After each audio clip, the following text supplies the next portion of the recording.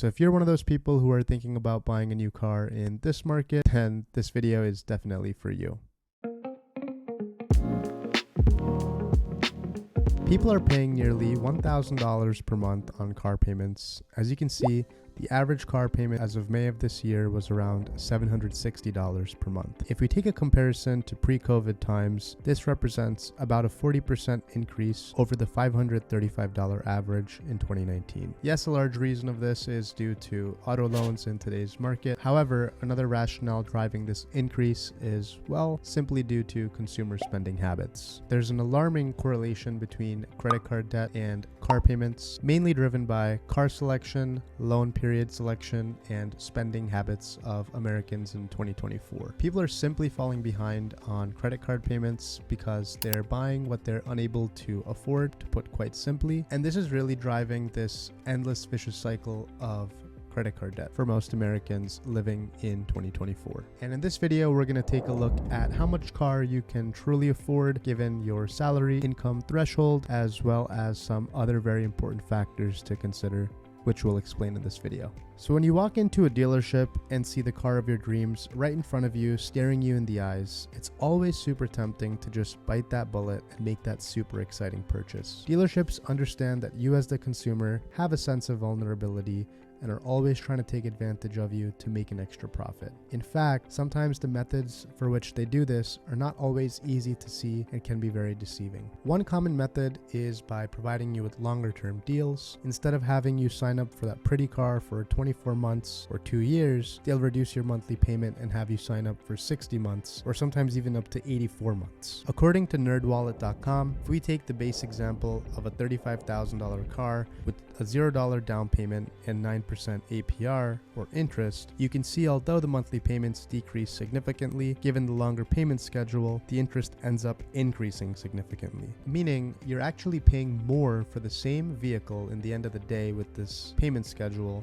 with longer term, lower monthly payments, even though you think you're paying less. With this structure of car loans, it's basically saying that you're paying towards the principal more slowly and gaining more interest over time. In addition, by simply having a poor credit score, which you may be trying to fix due to a poor decision in the past, can drastically hurt you during your car purchase. If you take a look at the average car payments by credit score range, meaning analyzing those individuals with good versus bad credit scores, you can see the system is designed to provide better payment flexibility for those with stronger scores. This is simply due to risk for the lender because, think about it, if you have a poor credit score, you seem much more risky to make payments on time versus someone with a high credit score indicating stronger payment history.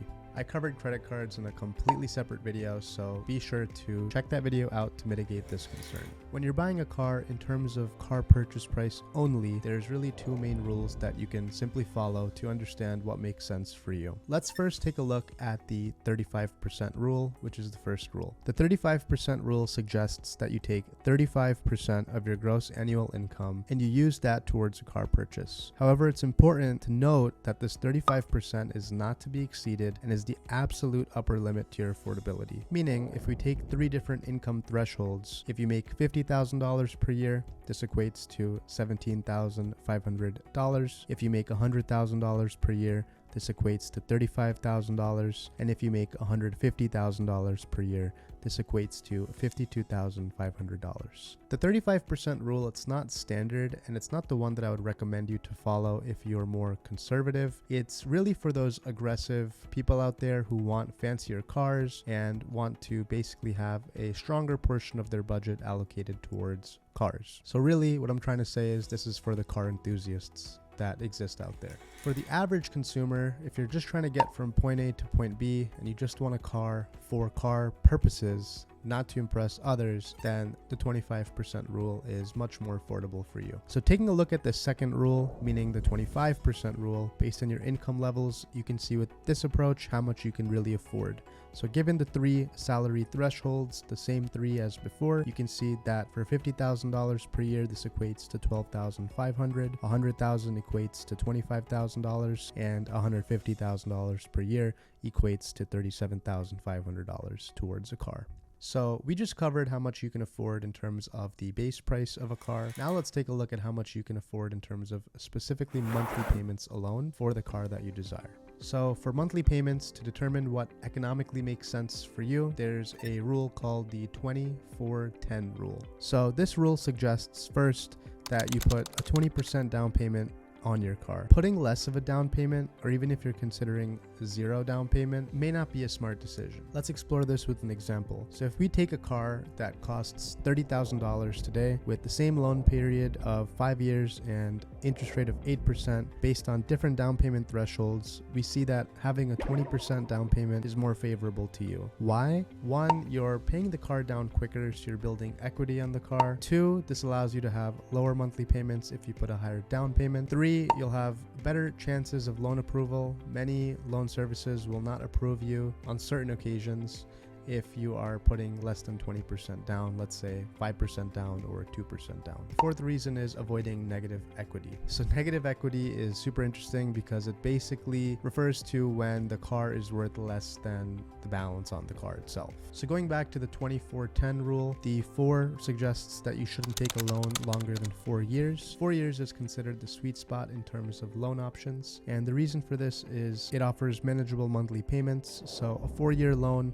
may have higher monthly payments than a longer term deal, but these payments are much more manageable for many borrowers compared to shorter term loans. A 4-year loan strikes a balance between 1, affordability, and 2, financial responsibility. Over a 4-year term, you'll pay significantly less in interest compared to longer loans, which reduces the overall cost of the car, making it a more financially savvy choice. In addition, you'll have reduced negative equity risk. So since you're paying off the loan faster, you may still have significant value left in the car, increasing your options for selling the vehicle. And lastly, since cars depreciate very quickly, as you can see, especially in the first few years, a 4-year loan helps you avoid being stuck with a large loan balance on a car that has lost significant value early on. Car depreciation is a topic that I'd like to dive deep into in a separate video, but nonetheless, to put very high level and very simply, as soon as you drive off the lot, in terms of buying your first car, a car will depreciate immediately. And the reason for this is because cars usually lose their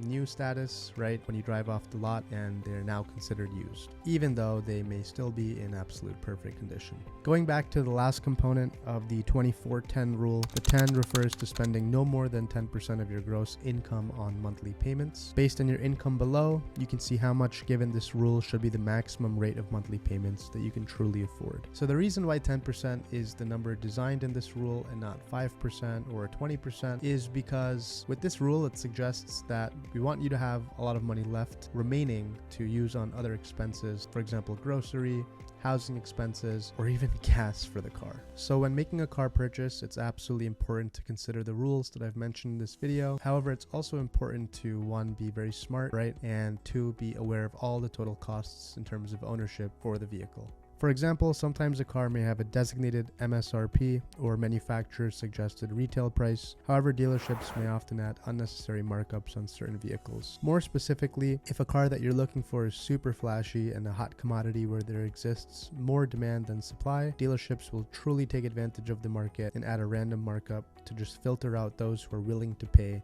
that extra premium just to get that car of their dreams. Remember, the dollar's in your pocket, so never concede to these unjust tactics. So in conclusion, if there's a couple things that I'd like to summarize in terms of key takeaways: for car affordability, stick to the 25% rule when you're deciding to choose a car. Make a sizable down payment of 20%, choosing a shorter loan and keeping payments very low per the 24-10 rule that I mentioned. If you can, buy a car used, because buying used is always more economical. Someone else can take the depreciation by buying a new car. That way the car is significantly cheaper since it's already depreciated. Many people tend to really overspend, so make sure you're willing to only purchase what you're able to afford. Don't overextend to impress others and be that person that may look rich at a red light, but truly deep down, you're struggling to pay for your car. And last but not least, always keep the big picture in mind. Don't overspend. It's a car in the end of the day. Make a rational decision and still have fun if you can. Don't compromise all of your other goals to become financially independent, given that